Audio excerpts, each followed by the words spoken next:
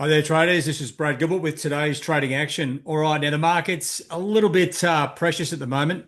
We had that big snap down yesterday after the RBNZ cut by zero point 0.5, even a little bit dovish. But let me just show you how you just don't underestimate the move because, like everyone piled in down the bottom here. Now, I didn't. I got caught up in Euro Kiwi, but look at the squeeze back to, you know what, just below resistance. Now that's a great level to be selling. You'd be up 25 points in the cash, right? So, but it's easy in hindsight. Halfway through here, the really focusing on this Kiwi as a bit of a lesson, right? Because you feel like you want to get in, right? And I wouldn't never be getting in down here. It's too far away from the resistance trend line, right? You need to get it back at least close towards the bull bear pivot line. And the trend line is your absolute go-to. Now, you know what? Getting short, just below that would be ideal. You'd be just back in the cash now. But I did speak to a few guys who were using a bit of Primetime Pro. And you know what? I got caught up. This is a bit of another lesson too.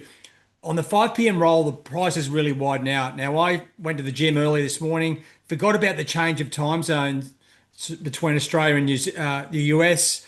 And you know what? The trade was triggered during that when the spreads were like 20, 25 points. So that 25 points where I got tipped into the trade on Euro Kiwi is enough to get me out. And I've had a look and I would have already been back to where I got in.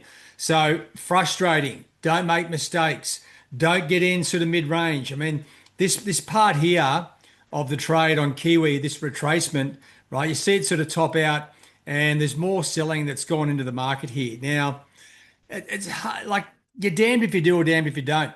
What you want to stick to is the plan, right? You might be thinking, yeah, I could get short here, and you might see it drift off because Kiwi shouldn't bounce. But you know what? If everyone's short, it's obvious afterwards. You want to be losing money back towards resistance, and you know what? If it goes up through that, well, then we all got it wrong. But that's more of a lesson about getting in on the roll and the Kiwi itself. Now let's just have a look at the dollar. I was just having a look at the German numbers here, right? The imports were down, or exports were down, and imports were down even more, right? So it looks like no one's spending in Europe at the moment. Now those numbers are contributing to a lower euro, and that's pushing everything down, right? So this is what I'm saying. The markets are a little bit precious at the moment.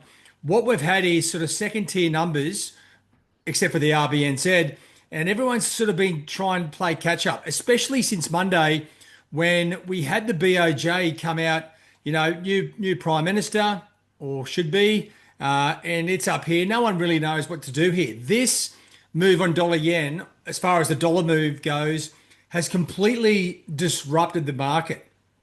Like everyone's sort of jostling around, and now what we are seeing is the market moving even on not inconsequential data, but tiny data. So just be aware of that, right? We've got the ECB minutes coming out, okay, as well.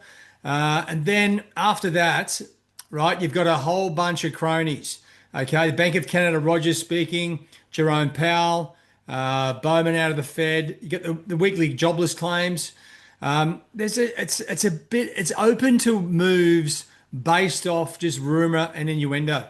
Like we need some strong fundamentals to give us some direction here. And this whole move on dollar yen is geopolitical, right? So is that going to hold or not? The market doesn't know. It feels like no one knows what's going on, except this is the thing that always comes back. Trade the fundamentals. Kiwi is a very good example, right? Obviously, if you're in hindsight, but this is what we always did, right? If the Kiwi is down here, right, we would be waiting for it to get back towards the trend line or using Prime Time Pro to get in. So to me, it was a bit unlucky today getting triggered on the top, just as, this is Kiwi. You see that squeeze in the Kiwi right up towards resistance. Now that's a great level to be getting short. I wouldn't be just staying like to me, it's a 8 to 10 hour trade, right? Let's just see how it goes because we aren't seeing the fundamentals give us the details for the trend, right? It's probably except for Kiwi, right? It should continue lower. But you can see how once the market gets completely positioned the wrong way, how easily it can go up until everyone's out, and that's where we are, right? So today, just keep your eyes on your fries, the ECB minutes. The euro is heading a little bit lower. So we're seeing a little bit of dollar strength across the board. It's not much, but just don't get yourself in a situation where you're losing money on a crap idea, right? We're going to have better trading opportunities than this, that's for sure. And if you come back over to the live signals, you know what? There's a few things coming into play, like the Kiwi, right, is a good thing at the moment, right? It's just going back down, right? And this is another thing too. With the live signals, you don't necessarily need to wait for Prime Time Pro to get in. If you see it topping out, right, and you can see it topping out there, as soon as it starts moving back down below 90, you could be getting in manually, right, just with the stop loss. And or if you're asleep, well, then you would be using Prime Time Pro. But anyway, keep an eye on the signals. We're starting to see a lot more things light up, and we'll see how it plays out over the course of the day. But you know what? I feel like there's just nothing we can rip our hands into, right? I think that's why everyone got into the Kiwi, not just us, but the whole market was like, wow, nothing makes sense. Kiwi does. Let's get short, and then it squeezes higher. Everyone gets kicked out. Probably room for it to go straight back down. Anyway, we'll see how that goes over the course of the day. Keep your trade size in control. Don't widen out your stop losses. This is not the time to get caught up in a big loss, right? Bigger data next week. I think we got the US CPI numbers next week.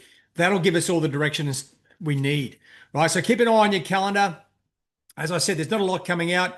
A lot of speeches, right? That's always a bit of a warning sign, just to be careful, all right? Okay, guys, well, that's it for me. A bit of a bummer. I don't like losing cash, especially on a good idea. But we live to fight another day, and we'll go from there. All right, guys, have a good one. Cheerio.